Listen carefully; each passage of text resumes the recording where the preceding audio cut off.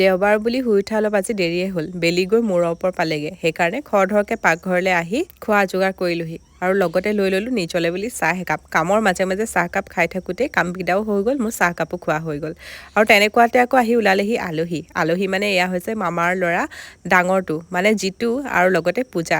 তাহাঁতি আহিলে একেবাৰে আকস্মিকভাৱে। তাহাঁতি অহা কথা আছিলে উৰুকাৰ দিনা, কিন্তু গীতম আৰু বোলে ভাৰ্গিক চাবলৈ তাহাঁতি ৰ'বই নোৱাৰিলে। তাহাঁতৰ হেঁপাহতে দেখিছানে কেনেকৈ আহি ওলাইছেহি। আৰু এয়া গীতমলৈ লৈ আহিছে এখন এৰ'প্লেন। সেইখন পাই আৰু তাক কি লাগিছে, সেইখন চাবৰ কাৰণে একদম জিতুৰ ওচৰত গৈ গাত গা লাগি বহিছেগে। অকণো ভয় চয়ো কৰা নাই। তাহাঁতি বহুত দিনৰ মূৰত আহিছে অসমলৈ আৰু আহিয়ে চিধা আমাৰ ঘৰলৈ আহিছে। কালি গধূলি পাইছেহি। আমালৈ আকৌ হায়দৰাবাদৰ স্পেচিয়েল বেকাৰীও লৈ আহিছে দেই। খাবলৈ কিন্তু বিৰাটেই টেষ্টি আছিলে। আগতেও তাহাঁতি আনে, আহিলে এইটোৰ পৰাই তাহাঁতি লৈয়ে আহে।